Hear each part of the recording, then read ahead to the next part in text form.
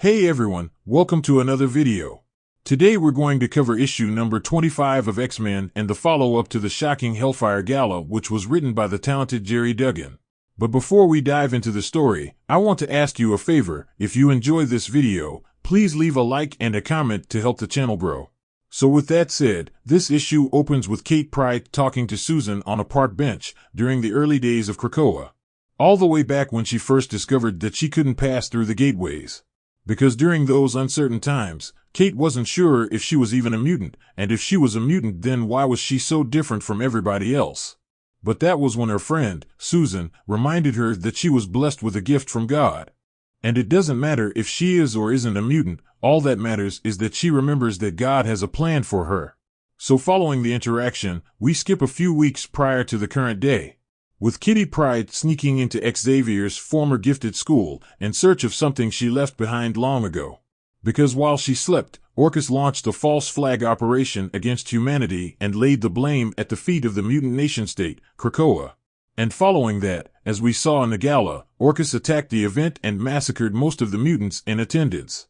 So with nowhere else to turn, Kate immediately returned to the school, for Interpol had issued a warrant for her arrest, due to her being a member of the ruling council. And as a member of the council, she is now considered a high-value target who sponsored mutant terrorism.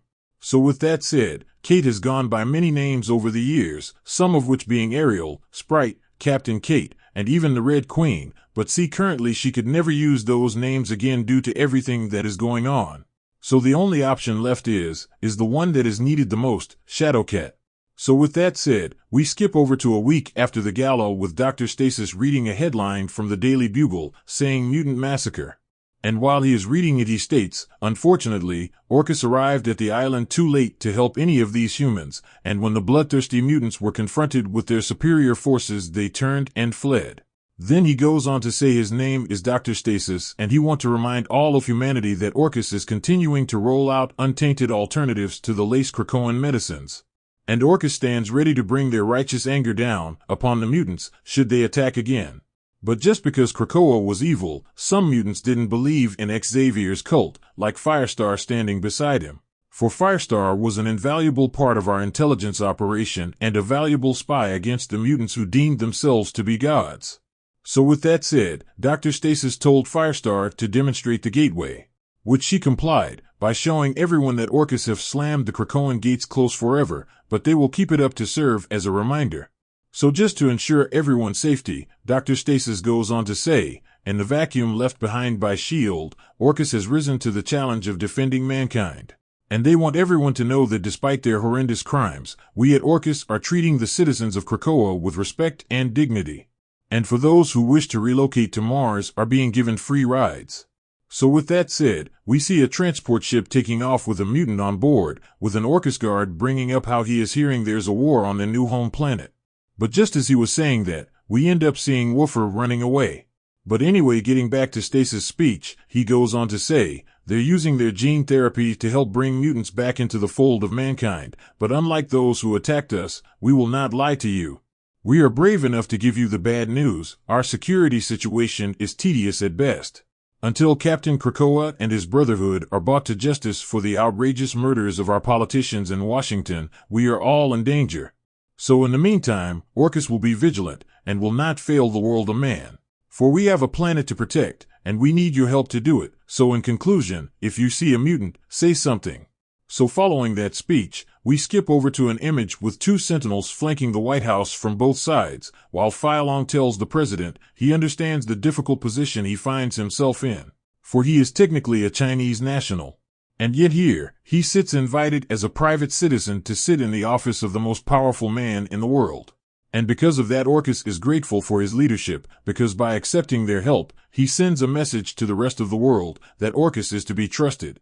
But despite the compliments, the president claps back by saying, you made certain promises that have not been kept.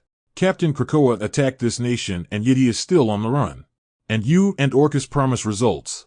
But that is when Filong tried to reassure the president by saying, most of the mutants have left Earth, and it is true that we still have a few of the worst apples left to deal with.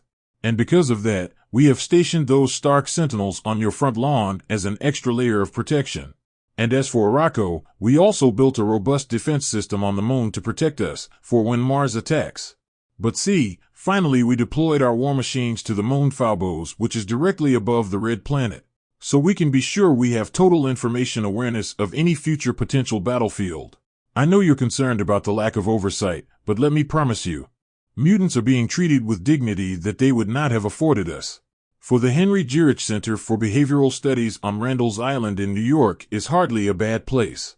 And frankly, the mutants are safer in custody than they are on the streets, for their brazen attacks and poisoning of their medical gifts have stirred up violent passions among the people. And the mutants are lucky that we are compassionate to those who will seek to harm us. I promise you they will be fair trials and convictions. So with that said, at the set location, we see Dr. Stasis is approaching a gate to meet with a prisoner by the name Prisoner 10.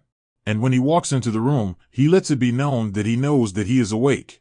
And he thought after being tossed out the treehouse he could have died, but since he is awake now, he would like to offer him some help. But in return, he would like a favor. He would like for Scott to come around and endorse the official story of the mutant massacre. And if he complies, then he would get him as well as the rest of his people off the planet and send them to Mars. So with the offer out there, Cyclops tells him to go F himself. Now as you may have guessed, Stasis wasn't too happy about the response, so he tells Scott that he knows Cyclops' eyesight isn't what it once was, so bluntly speaking, he lets Cyclops know that he is in an adamantium neck brace connected to an adamantium filament, and at any time he wants, he can have him yanked at great speed into a hole the size of a baseball. So if Stasis was Scott, then he would start thinking about some cooperation. But forever the hero, Scott lets it be known that he will not be cooperating with a murdering bigot. And before he can bring up how the X-Men will save him, Stasis cuts him off and say, there are no X-Men, Krakoa is empty, your transit system is shuttered, your treehouse burnt, your medicines laced with a kill switch, and the humans are calling for your death. It's Orchis who is urging restraint. And it's only a matter of time before all the remaining mutants are pulled, kicking and screaming from whatever holes they're hiding in. So speaking of holes they're hiding in, we skip over to some of the remaining X-Men underneath the city. Now, these tunnels once belonged to the Morlocks, but since the Krakoan era began, they were able to upgrade these tunnels into safe houses thanks to their friend's kindness. So with that said, we see Synch talking to Rasputin, Miss Marvel, and Talon about running surveillance on Orchis prisons. Because over the last few weeks, they have been stepping up their defenses. So it's likely they're guarding some high-value target, which we all know to be Cyclops. But as he was saying that, Kate appeared out of nowhere walking through the wall saying how she is only back to rest and will be heading out shortly. And just as fast as she arrived, she immediately, once again, passed through yet another wall. But with Synch being the man he is, he couldn't just let Kate be alone at a time like this. So just like her, he passed through the wall behind her to have a small talk. He started the conversation by helping her with a wound that she had on her shoulder and letting her know that Miss Marvel is a little afraid of her, and Rasputin believes that she also hates her. In which Kate responds by saying that's good. Because she never believed that Miss Marvel was cut out to be an X-Man, and the best thing for her is to stay away. And as for Rasputin, she's a constant reminder of their failures on Krakoa. So as he finishes up addressing the cut, he tells her that there is some bad news, the cut will leave a scar. Now this was a reference to how the loss of Krakoans will forever change all of them forever. But Synch makes it a goal not to blame anyone but Orchis, and personally neither should she. Because deep down Kate blames herself as a council member for not leading Krakoa properly. So because of that she is fighting sloppily, because if she were at the top of her game, then no one wouldn't even be able to touch her. Which is a big deal, because if they lose her, then they don't just lose another mutant, but they will lose their best asset and secret weapon. Because no one is able to use the Krakoan gates, except for Kate. Which includes both Synch and Rasputin, even when they are channeling her power. So if she goes and gets herself killed or captured, then they would suffer a terrible loss. Now, Synch understands the importance of having space, considering he lived and loved a Wolverine for decades.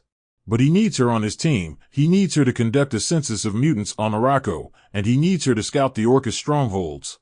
So with that said, Kate turns back to face Synch and tells him that she will be careful and even try to make the rendezvous later. So with that conversation coming to an end, we find out that the most accurate information the Resistance had on Orchis' strengths and weaknesses and positioning of the enemy was from Shadowkat sneaking throughout Krakoa transit system. Now before she was not able to use the gate, but since Orchis hacked and closed them, she's now become a ghost of the machine moving about unseen in the remnants of the mutant empire. Now, as you may remember, the mutants had gates across the solar system and beyond which played a major role in the galaxy, and because the humans barely understand their own politics, we'll have to forgive them if they don't understand the finer points of mutant diplomacy. Because the colonized world of Mars was not just a mutant safe haven, but also a place where anybody born off-world can be safe at. But with all the drama going on, a civil war broke out and raged across the planet. And the world of Arakko and its people saw the majority of their cousins from Earth as weak. So with that out there, the forced deportations are a staple of most genocides, and the mutants stranded on Arakko found no comfort or helping hand from the tribes of mutants who have fought demons for millenniums. The mutants deposited on the planet mostly congregated in its lone spaceport on the Prometheus Plains in the northern hemisphere. So that is when we pick up with Kate passing through a gate to Arakko, and when she gets there we see Woofer, a mutant that was saved by the X-Men a few issues back, witness her arrival. And when he sees her, he is super excited, because he almost instantly recognizes her as a person who testified before Congress. Which in his eyes meant she was here to save them and bring reinforcements, but that is when Katie shattered his hopes by telling him he is confused and he didn't see what he thinks he saw.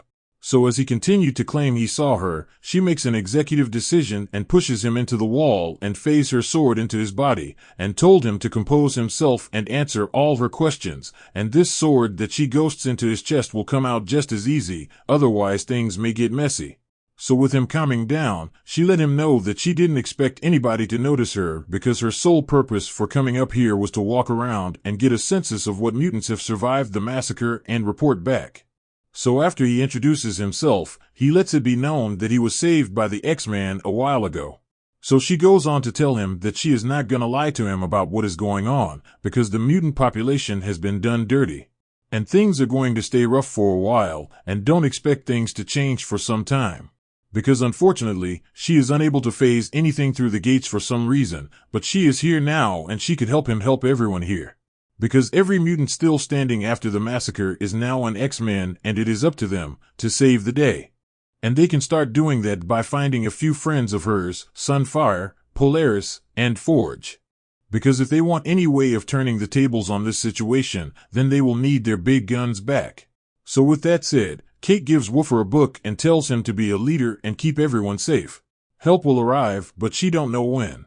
But in the meantime, take this book and get a census of everyone here, names, powers, everything, and eventually she will be back to collect it.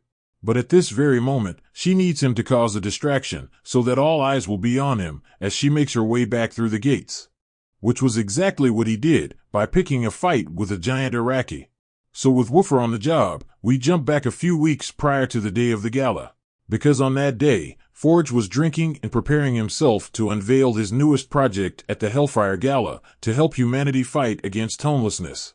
But when he woke up after being forced through a Krakoan gate, he found himself on a faraway planet with no means of returning. And the reason he came up for this happening was Krakoa must be incapacitated, which immediately made Forge think about the people in the vault. Because the children of the vault is currently kept in a dream state to prevent them from taking over the world. But due to the island being stolen, they are now free to do as they please, and the first thing they have on their agenda is to eliminate the X-Men. But see, we also find out several weeks ago after the gala, Forge wasn't the only person having a bad day, for Kamala Khan went home following the chaotic event. For the fallout of the mutant massacre was just the beginning for the newly discovered mutant. Because she was escorted home by the Queen in white in plain sight, disguised as Hazel Kendall, the personal assistant of Tony Stark. So when they got there, Emma apologized for having her in the sewers all day because it was safer to move at night, plus she had to get Tony Stark back to the Hellfire Club.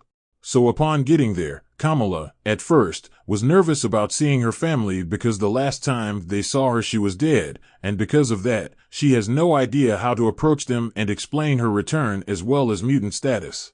But, when she opened the door, to her surprise, Emma was in control of her mother's body. Because Emma took it upon herself to erase the events of her death from everyone's mind as well as visit the New York coroner's office to tie up all loose ends, so no one will have a recollection of her dying. But unfortunately, her parents won't know how complicated, brave and wonderful their daughter is. They won't know she's an inhuman, a mutant, or that she is secretly Miss Marvel. So with this gift given to Kamala, she tells Emma that she has no idea how to thank her for what she has done. And which Emma responds by saying, just forget that you were a mutant and stay away from the X-Men. Now if you remember, back at the gala Emma wanted Miss Marvel to come out and proudly announce that she is a mutant. But then the world changed. Because before she hid her powers from her family, and she wore a mask. Now she must keep hiding, because there's nothing to be gained by having your family terrified that Orchis is going to storm into their home. So Emma fixes things for her family to set to wake. So with that done, Emma states that she is glad at least one of them could go home, and then she goes on to say, there will be no more safety nets for her, because the 5 snatched her from death before, but now they're gone forever.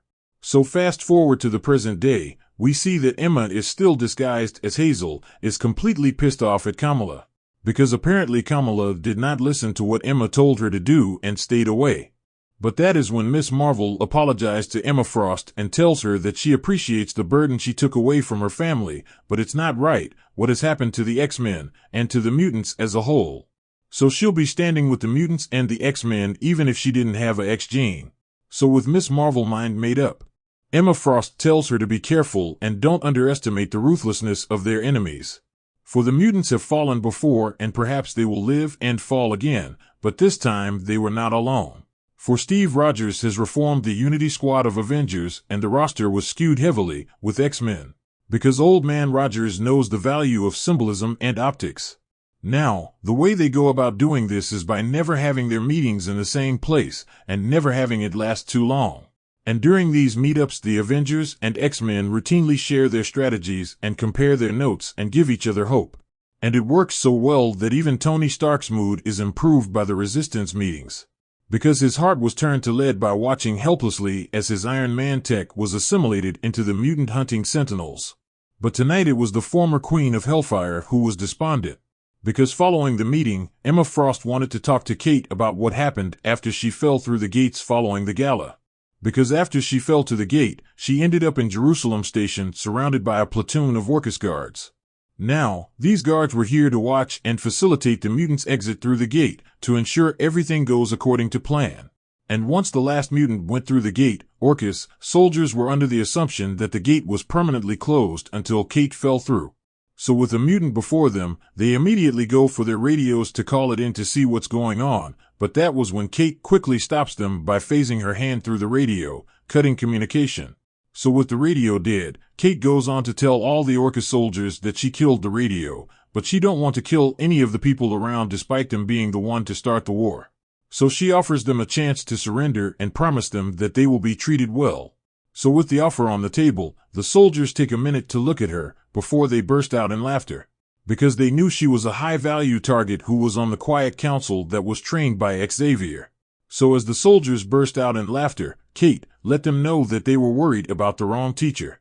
So when they go to hell, make sure they tell Ogun she said hello. And just like that, the fight was on. The first one died whistling, but only because he was trying to breathe through a shattered windpipe. Now, Krakoa was a land of laws, and the first law was to murder no man, but those days are long gone with the events of the gala. So with that said, she viciously ripped through the entire team. The second guy, she phased a gun right into his head, lodging it deep within his brain before moving on to the next person. Now during war, the aggressors set the tone in any conflict, and overnight, Orchis turned a Cold War hot, and before she knew it her training took over. For she knew her sudden ability to access the Krakoan transit system represented a huge technical advantage. It was a secret worth killing to protect, and in the days that followed, she wondered what she would have done if they had surrendered. Where could she have taken them? Because she didn't know it then, but Krakoa was ringed by sentinels, and her land was stolen. And as for her people were once again pushed to the brink of extinction, so as her adrenaline surged she suddenly remembered that Jean and Bobby and so many more were killed by Orchis. So she deployed everything she learned under the great ninja Ogun. But what she did that night in Jerusalem was made possible by learning from her friend who happened to be the best at what he did, and what he did wasn't very nice. And the crazy part about all this was that she could barely hear the gunshots over all the screaming. But much like Logan, she didn't enjoy doing what needed to be done. She just wanted it to be over. So as they proceeded to shoot at her, she casually walked up to them. took out their grenades, pulled the pin and embedded them into the guard's chest as she walked by them. And in the haze of blood, both guards exploded. So with the mayhem unfolding, the guard that was furthest from her remembered that he had one thing that could hurt her, his radio. So almost instantly, Kate knew that he had to be the next one to go. But she wasn't sure where the radio was in his suit. So she silenced him by phasing his suit into his neck and leaving it stuffed in his voice box. So with everyone dead, Kate stood with a heart in her hand, face to face with the last member of Orchis. So as the man stood in fear, he tells her that the X-Man saved him once when he was up in the Bloom station after being sucked into space. In which she responds by saying, "Yes, that's what the X-Men do. They save everybody they can, even their enemies. But that's a shame because those X-Men are dead now." And just like that, she snapped his neck. So after everything went down, dawn fell upon Jerusalem, and the Red Queen was dead, and Kate wept until she felt nothing, and in the early light of the new day, she hid the grisly evidence by phasing the 10 corpses into the roof. Then following that, Kate ran back to the first home where she felt truly safe in. The giant one that somehow still felt crowded on Graymalkin Lane, where she retrieved her swords, and Shadowcat was reborn. But with that said, we pick back up in the tunnels where we see her face to face with Emma. Because once again, Emma asked her what happened once she passed through the gates. In which Kate replies by saying nothing happened. So with that out there, Kate proceeded to phase through the ground, but before she vanished she tells Emma that there is a war to win, and that she needs no help, for her next target is Firestar. But anyway, down in the comment section below let me know your thoughts about this issue and what predictions you could have moving forward. So with that established, I hope you enjoyed this video, and please don't forget to leave a like and a comment if you want to see more videos like this. Thank you for watching, and I'll see you in the next video.